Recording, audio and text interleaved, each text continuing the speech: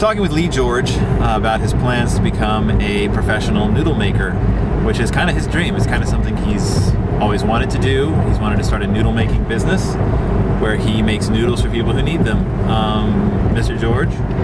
Well, I got my first, real spaghetti maker probably when I was in 6th grade. And I just kind of had a fascination with making homemade noodles. I thought it'd be a fun thing to do. Found out it's actually pretty difficult to and kind of time consuming to crank them out by hand. It wasn't one of those automated ones. And then, I was in 6th grade, so I didn't really know much about making noodles other than what the instructions told me.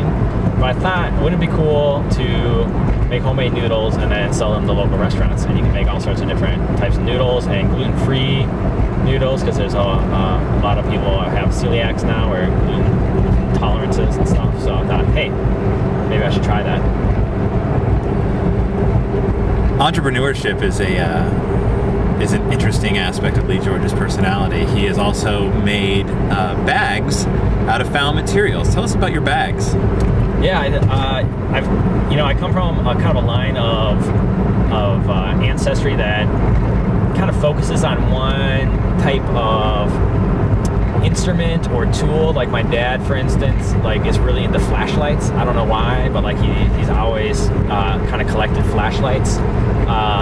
And so my thing is bags, and I don't know why I have a fascination with bags. I like them because they can carry stuff, and for some reason that it really hits me deep in my soul someplace.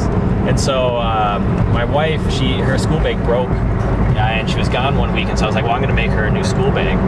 And so I did, and I thought I just felt really pretty awesome after taking a bunch of just raw materials and making them into something useful and something that aesthetically looked cool, but that also fulfilled a purpose. And I started finding just kind of raw materials, old signage, old canvas, maybe old backpacks that the zippers had broke, and then tearing them apart and repurposing them into new bags. And so right now I have a basement full of materials that I found that I'm going to hopefully spend time this winter making into things people can use. Is there anything you would never make a bag out of? For a long time I carried a little box cutter around with me, so when I was walking around I could cut material out of old couches and stuff that people put out to throw away. But then there was that huge bed bug craze, and I thought, how terrible would it be if I cut material off a seat cushion of a couch and then brought it home, and then all of a sudden my house was infested by a bed bug. So I decided not to do that. I think it'd probably be worse if you gave the bag to someone. Yeah, and infested their home with bed bugs. Yes, that would be terrible. Because I think that's actually a form of biological warfare. It could be. I could be arrested. That's true. Homeland Security would come for me. And you really don't want to be the guy who got arrested for making bags out of found material. No, that would be not good marketing. Nope. Although, no publicity is bad publicity.